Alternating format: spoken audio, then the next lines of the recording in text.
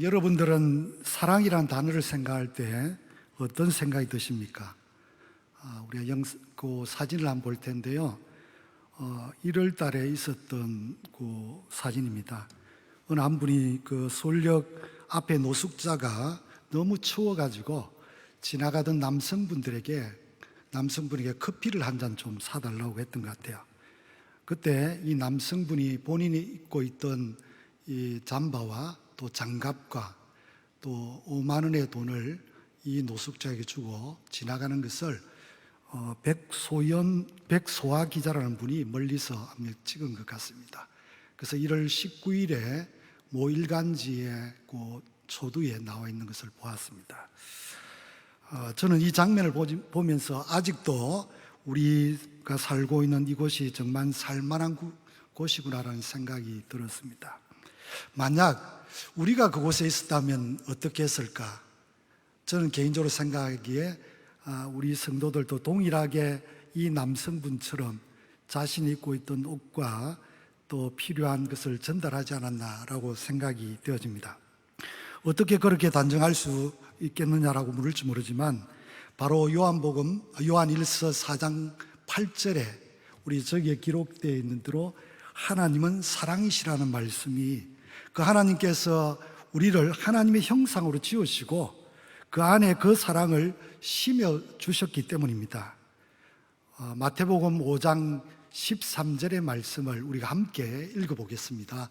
너희는 세상의 소금이니 소금이 만일 그 맛을 잃으면 무엇으로 짜게 하리요? 후에는 아무 쓸데없어 다만 밖에 버려져 사람에게 밟힐 뿐이니라. 자, 여러분 여기 나오는 소금 본질적으로 짜게 되어 있습니다. 그런데 그 본질이 변하여 맛을 잃게 되어지면 쓸모가 없게 되어지고 밖에 버려지게 되어진다라고 말씀하고 있는 것입니다. 우리 모두에게 하나님 주신 사랑이라는 본질을 우리가 가지고 있습니다. 그리고 그 사랑을 하나님께서 주의 나라와 또 이웃을 위해 사용하도록 해주셨습니다. 오늘 본문은 어떤 율법사가 예수님을 시험하기 위해서 36절 초도에 보니까 선생님 율법 중에 어느 계명이 크니까? 라고 질문을 합니다. 이 질문에 예수님은 37절에 40절 말씀 사이를 통해서 가장 중요한 계명인 하나님 사랑과 이웃 사람의 성경의 근본 정신을 말씀해 주고 있습니다. 사실 그 당시에 랍비들은 율법 조항의 613가지를 만들어 가지고 어느 것이 중요한가 덜 중요한가에 대한 많은 논쟁들이 일어났던 모양입니다. 그런 차원에서 질문을 하고 있지만 또 의도적으로 예수님을 시험하기 위해서 오늘 질문을 던지고 있는 것입니다. 그때 예수님께서 오늘 본문 37절 이렇게 표현하고 있습니다. 우리 함께 읽겠습니다. 예수께서 이르시되 내 마음을 다하고 목숨을 다하고 뜻을 다하여 주 너희 하나님을 사랑하라 하셨으니 이것이 크고 첫째 되는 계명이요 라고 말씀하고 있습니다. 여기에 나오는 마음과 목숨, 뜻은 인간 전 존재의 내용을 가리키고 있는 용어입니다. 하나님을 우리가 사랑하는 것은 바로 전 삶을 드려야 됨을 우리에게 말씀해 주시는 것입니다. 율법사는 가장 큰 계명 하나를 질문했지만 오늘 본문의 예수님은 율법사에게 이웃 사랑의 계명 하나를 더 추가해서 말씀하고 있습니다. 이것은 이웃 사랑 계명이 하나님 사랑 계명과 동일하게 아주 중요하다는 것을 예수님이 답변해 주시고 계시는 것입니다. 실제로 우리가 하나님을 사랑하는 모습을 다양한 모습으로 표현할 수 있을 것입니다. 그러나 오늘 본문을 통해서 하나님을 사랑한다라고 하는 것은 바로 둘째 계명을 통해서 우리가 함께 살아가고 있는 이웃을 향해서 이웃 사랑이 실천되어져야 됨을 말씀해 주고 있습니다. 오늘 39절 말씀 한 번 더 보겠습니다. 같이 읽겠습니다. 둘째도 그와 같으니 내 이웃을 내 자신같이 사랑하라 하셨으니 이것이 예수님의 말씀입니다. 이 말씀은 레위기 19장 18절에 있는 말씀입니다. 원수를 갚지 말며 동포를 망하지 말며 내 이웃 사랑하기를 내 자신같이 하라 나는 여호와니라 라고 말씀하고 있는 것입니다. 우리가 하나님 사랑을 실천하는 것은 나와 함께 살아가는 이웃들에게 그 사랑이 표현되어져야 된다라고 말씀하시는 것입니다. 우리가 하나님을 사랑한다고 말하면서 우리가 함께 살아가는 이웃의 아픔이나 또 고통을 외면한다면 그것은 우리가 하나님을 향한 온전한 사랑이 아니라고 말씀하고 있는 것입니다. 성경 곳곳에 우리가 읽어보면 하나님을 사랑한 자는 이웃을 사랑해야 됨을 말씀해 주고 있습니다. 요한일서 4장 20절과 21절을 우리가 한번 읽겠습니다. 다 같이 읽겠습니다. 누구든지 하나님을 사랑하노라 하고 그 형제를 미워하면 이는 거짓말하는 자니 보는 바 그 형제를 사랑하지 아니하는 자는 보지 못하는 바 하나님을 사랑할 수 없느니라. 우리가 이 계명을 주께 받았으니 하나님을 사랑하는 자 또한 그 형제를 사랑할지니라 라고 말씀하고 있지 않습니까? 정말 우리가 하나님을 사랑한다면 자연스럽게 더불어 사랑하는 이웃들에게 이 사랑이 표현되어져야 된다는 말씀인 것입니다. 신명기 15장 11절에는 이런 말씀이 있습니다. 우리 같이 한번 읽어보겠습니다. 땅에는 언제든지 가난한 자가 그치지 아니하겠으므로 내가 내게 명령하여 이르노니 너는 반드시 내 땅에 내 형제 중 곤란한 자와 궁핍한 자에게 내 손을 펼지니라. 여러분, 이 땅을 살아가는데 다 부유한 자만 있고 다 건강한 자만 있으면 얼마나 좋겠습니까? 근데 성경은 우리에게 말씀합니다. 이 땅에는 가난한 자가 늘 있다라고 말씀하고 있다는 것입니다. 그리고 그 곤란한 자와 궁핍한 자에게 우리에게 하나님께서 손을 펴라라고 말씀합니다. 누구에게 이 말씀을 주시는 것입니까? 바로 하나님의 사랑으로 지음받은 오늘 예배에 참여하고 영상으로 들어온 우리 모든 성도들을 향해서 우리가 쥐고 있는 손을 세상을 향해서, 이웃을 향해서 펴라라고 말씀하는 것입니다. 그래야 해서 우리로 하여금 예수님의 삶을 닮아가도록, 또 예수님처럼 살아가도록 우리 곁에 연약한 자, 도움이 필요한 자를 하나님께서 붙여주신 것입니다. 그러기에 어렵고 힘든 이웃을 위해서 사랑의 손을 내미는 것이 바로 성도의 본질이다 라고 말씀하시는 것입니다. 제가 장애인 사역을 하면서 많은 사람을 만나보는데 어떻게 장애인들을 도와야 합니까? 어떻게 섬겨야 됩니까? 많은 질문하는 분이 많습니다. 참으로 감사한 것은 사랑의 교회는 넓은 의미의 하나님의 사랑 실천을 위해서 25년 전에 이 사랑부라고 하는 많은 지체를 통해 가지고 우리 교회가 사랑의 복지재단을 세워서 내 이웃을 내 몸같이 사랑하라고 하는 이 명령 앞에 수종될 수 있도록 지금까지 사역을 감당해 오니 얼마나 감사한지 모르겠습니다.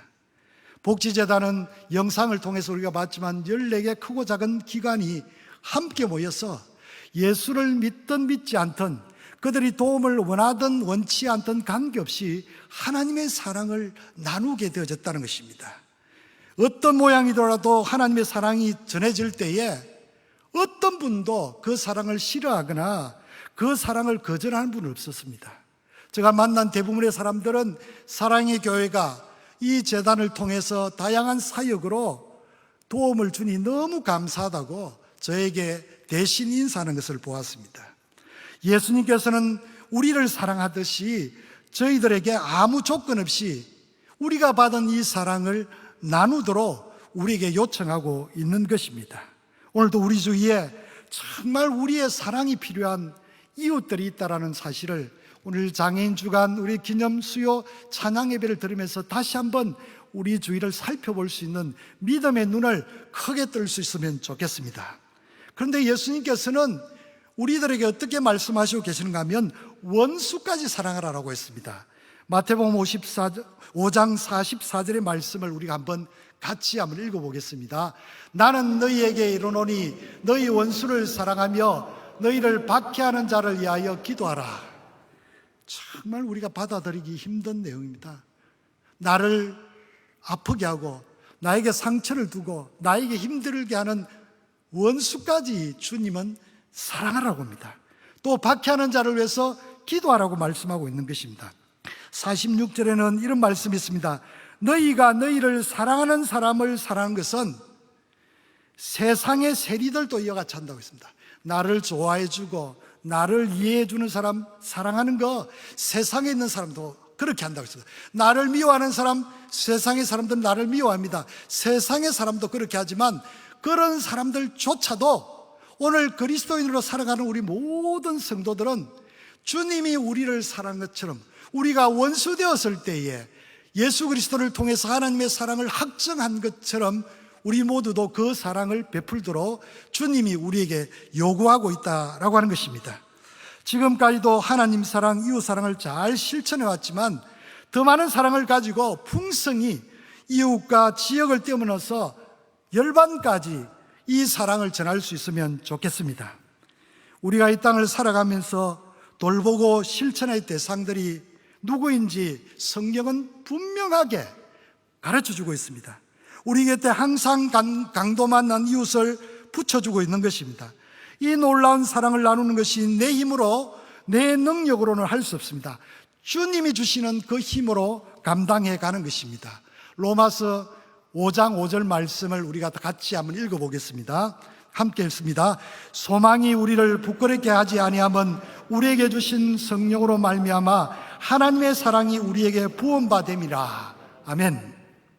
성령이 우리 안에 거하시면 하나님의 사랑, 십자가의 사랑을 우리의 마음에 부음받아져 가지고 성령이 우리의 마음에 거하는 그 순간에 이 사랑을 나눌 수 있다는 겁니다. 내가 다른 사람을 사랑하는 것이 아니라 하나님이 우리를 사랑해 주시고 성령이 내 마음에 거하게 되어지면 그 사랑을 다른 사람에게 전할 수 있고 그 말씀 앞에 우리가 순종할 수 있다라고 말씀하고 있는 것입니다. 그 사랑을 순종할 때 하늘에서 이룬 같이 땅에서 이루어지는 역사가 믿음의 성도를 통해서 일어나기를 바랍니다. 다시 한번 우리의 삶을 통해서 하나님의 사랑이 잘 나누어지면 좋겠습니다. 그래서 하늘에 계신 우리 아버지께서 우리의 착한 일을 통해서 영광을 받을 수 있기를 주의 이름으로 부탁합니다. 제가 읽은 책 중에 크레이커 힐이라고 하는 분이 쓴 책입니다. 96%의 사람이 모르는 5가지의 부의 비결. 여러분 성공하고 싶죠? 이 책을 읽으시면 분명히 성공할 거예요. 여기 보시면 96%의 사람은 한 항아리를 준비한다고 했습니다. 그런데 성공한 4%, 성공한 사람은 5개의 항아리를 준비한다고 합니다. 이 항아리를 살펴보면 첫 번째는 11조, 두 번째는 구제헌금, 세 번째는 저축, 네 번째는 투자, 그리고 다섯 번째는 내가 쓰고 싶은 돈을 그 항아리에 넣는 것입니다. 96%의 사람은 한 개의 항아리를 가지고 쓰고 싶은 대로 다 사용하고 남는 걸 가지고 11조하고 구제하고 저축하고 투자하고 이러니까 항상 돈이 부족한 거예요. 돈이 없는 거예요. 우리가 많은 돈을 벌여와도 부족한 거예요. 그런데 5개의 항아리를 가진 이 4%의 사람은 언제나 먼저 5 항아리 속에 물질을 채워놓는 거예요. 첫 번째 11조를 채우고, 두 번째 항아리는 구제를 채우고, 세 번째는 저축을 채우고, 네 번째는 투자를 채우고, 다섯 번째 쓰고 싶은 그 항아리를 채우는 것입니다. 그러니 항상 돈이 남게 되어 있는 것입니다. 우리가 사랑을 나눌 때도 내 자신을 위해서 다 사용하고 남는 것으로 여러분들 다른 사람을 섬기고 구제하면, 우리 경상도 말로 하면 벽날 가도 구제하고 섬기는 날이 없는 거예요. 그런데 오늘 이 크레이커 힐과 같은 이 항아리를 준비하면 백날 가도 섬길 수 있는, 구제할 수 있는 물질이 계속해서 그 항아리에 차 있는 거죠. 오늘 우리 모든 그리스도인이 이 크레이커 힐이 가르치는 대로 5가지, 그래서 유대인들은 기본적으로 3가지의 항아리를 가진다고 합니다. 첫 번째는 아이들을 교육할 때 11조, 두 번째는 구제, 세 번째는 저축. 이걸 어릴 적부터 가르치기 때문에, 여러분 왜 유대인들이 이렇게 큰 하나님의 복을 받았습니까? 하나님의 말씀대로 순종하기였기 때문에 이렇게 되어지는 것입니다. 오늘 이 밤에 오신 사랑하는 성도 여러분들, 이미 여러분들이 사랑을 베풀고 나누고 섬기는 일들을 많이 하지만 다시 한번 우리의 항아리를 준비해서 먼저 나에게 들어오는 물질이 있으면, 나에게 먼저 들어오는 사랑이 있으면 먼저 11조를 띄고, 구제헌금을 띄고, 저축할 것을 띄고, 그리고 투자할 것을 띄고, 그리고 나머지를 쓰면 평생 우리 주님처럼 주님이 주시는 그 사랑을 또 다른 사람에게 나누는, 오늘 우리가 아까 그림으로 봤던 그 사람처럼 살아갈 수 있는 그런 놀라운 기적의 역사가 일어나게 되어질 줄 믿습니다. 오늘 우리 모든 성도들은 평생에 나누어야 될 그 사랑을 이미 하나님으로 받았다면 이 사랑을 나누다가 주님 앞에 설 수 있으면 좋겠습니다. 그래서 오늘 주제가 성도의 사랑은 성도의 삶은 사랑을 나누는 것이 본질이다라고 했습니다. 사랑을 나누는 것이 성도의 본질이라. 이 본질은 변하지 않는 것입니다. 소금이 그 맛을 잃으면 바깥에 버려 사람에게 밟힐 뿐하고 있습니다. 성도는 본질적으로 주님이 우리에게 주신 그 사랑을 나누며 살아갈 수밖에 없는 존재란 사실입니다. 지금까지도 잘 해왔지만 평생 이 삶을 잘 사다가 우리 모두가 다 주님 앞에서는 믿음의 성도들 되기를 간절히 소망합니다. 우리 이 시간 기도하겠습니다. 사랑의 하나님, 장애인 주간 기념 수요 찬양 예배로 하나님께 영광을 돌리게 하시고 온전함을 사모하는 성도로서 사랑을 나누는 이 일들을 실천할 수 있도록 오늘 이 밤에 귀한 말씀으로 건면해 주시니 감사합니다. 주님께서 주신 사랑이 완전히 소멸될 때까지 예수님의 제자로 살아가게 하옵소서. 이후에 간증과 찬양을 통해서 하나님께서 큰 영광을 받으시고 오늘 예배에 참여한 우리 온 성도들, 또 영상으로 들은 온 성도들 주의 은혜를 채워주셔서 평생 주님의 제자로 살아갈 수 있도록 다시 한번 우리를 사용하여 주시옵소서. 이 모든 말씀을 구주 예수님의 이름으로 기도드리옵나이다. 아멘.